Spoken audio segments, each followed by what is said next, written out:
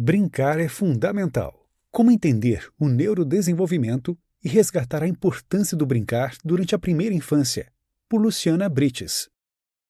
Brincar é fundamental foi escrito para você, pai, mãe, educador, preocupado com o papel das brincadeiras no desenvolvimento das crianças. Com este livro, o aprendizado sobre a importância das atividades recreativas nos primeiros anos de vida vai abrir a cabeça de quem ainda tem dúvidas sobre a criação de filhos, netos, sobrinhos e pequeninos da família. Para desenvolver a criatividade espontânea que enriquece o conhecimento, melhorar a sociabilidade e expressar melhor as sensações das crianças, é importante compreender como as brincadeiras têm papel crucial na formação intelectual desde a infância. Quem nos mostra isso é Luciana Brites. A autora é mestre em distúrbios do desenvolvimento pela Universidade Mackenzie e especializada em educação especial na área de deficiência mental e psicopedagógica clínica e institucional pelo Centro Universitário Filadélfia, em Londrina. Além disso, tem diversas especializações, além de ser a fundadora do Neurosaber, instituto que tem como propósito desenvolver o potencial de cada criança, levando as evidências científicas para pais, professores e profissionais da saúde.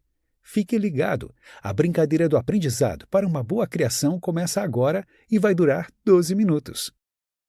Por onde começar? Quando nasce uma criança, também nasce uma mãe, um pai, um avô, uma avó, um pediatra, um professor. Com ela, nascem novas pessoas dispostas a dar o melhor que o mundo pode oferecer, numa descoberta que não tem manual de instruções. Por mais planejada que a criança possa ter sido, nós só vamos nos tornar verdadeiros educadores na prática, conforme mantemos contato com aquele pequenino ser, crescendo dia após dia, desenvolvendo habilidades e nos emocionando com o aprendizado. E realmente o período da infância passa muito rápido. Quando menos esperamos, as crianças que pegamos no colo estão gigantes, maiores do que nós, saindo de casa sem nem pedir autorização. Para começar a falar de como brincar é fundamental para o desenvolvimento, precisamos falar antes da infância. A concepção atual foi construída ao longo do tempo. O papel de protagonismo das crianças dentro das famílias não existia há muitos anos. Elas eram vistas apenas como pessoas para alimentar, dar roupas, banho e uma cama para dormir. Se hoje dizemos que criança precisa brincar, nem sempre foi assim. Houve um tempo em que a preocupação com o bem-estar dos pequenos era igual ou menor que zero. Só com o desenvolvimento de ciências, como a pedagogia, a pediatria e outros que estudam os primeiros anos de vida, passamos a entender como é desde os primeiros anos que começa o desenvolvimento do intelecto humano. Estímulos na medida certa.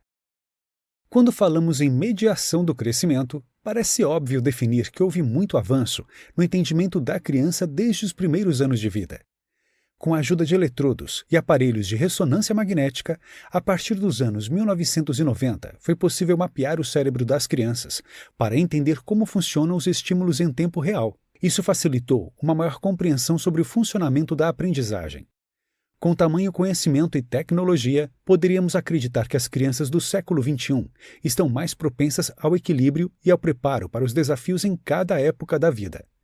Mas o excesso de estímulos por tantos aparelhos eletrônicos desde os primeiros anos de vida são o maior obstáculo nesse sentido. Com quantos anos os seus filhos acessam celular, redes sociais e tablets? Se nunca parou para pensar no quanto isso pode prejudicar o desenvolvimento, é melhor refletir com calma para saber se vale a pena esse tipo de gasto e preocupação. O excesso de estímulos tecnológicos induz os pequenos a desenvolver um cérebro cada vez mais fragmentado e distraído. Com isso, o processo de aprendizagem acaba tendo mais dificuldade. Sabemos que é impossível fugir do mundo tecnológico, mas controlar o acesso e limitar o número de horas diárias nesses equipamentos é fundamental. 3 curiosidades surpreendentes sobre o cérebro dos bebês. Os estudos mais recentes sobre o papel dos pais na criação dos filhos transformaram a educação. Passamos de meros espectadores do crescimento para verdadeiros formadores. Cada um de nós tem uma parcela de responsabilidade no desenvolvimento das crianças que nos cercam. Confira essas 3 curiosidades sobre o desenvolvimento dos cérebros dos bebês, muito interessantes para guiar o crescimento das crianças da família. 1. Os neurônios se proliferam e se tornam mais especializados à medida que o bebê recebe estímulos para adquirir mais habilidade e mobilidade. 2. Com 2 ou 3 dias de vida, Eles já identificam expressões faciais a uma distância de 30 centímetros. Essa é a mesma distância entre o bebê e a mãe durante a amamentação. 3. O cérebro sozinho consome cerca de 65% da energia do bebê. Brincadeira. Os dicionários definem brincadeira como uma atividade relacionada à diversão, ao entretenimento e à recreação. Também é um conceito similar ao de família no imaginário das pessoas. É raro ver uma criança brincando onde ela não se sente familiarizada com completos desconhecidos ou em um lugar em que não está totalmente à vontade. Para muita gente, é até difícil dissociar uma coisa da outra. Brincar é uma atividade própria da infância. Alguns educadores definem as brincadeiras como o trabalho das crianças. Brincar é essencial para o desenvolvimento infantil. Não é à toa que este é, inclusive, um direito reconhecido e garantido por lei. Nos últimos tempos, aumentou a quantidade de atividades mais sérias que buscam colocar as crianças num papel mais responsável e adulto. Isso é perigoso, já que as brincadeiras têm grande importância na formação e desenvolvimento humano. O que caracteriza o brincar? São 4 os pontos principais que caracterizam o brincar.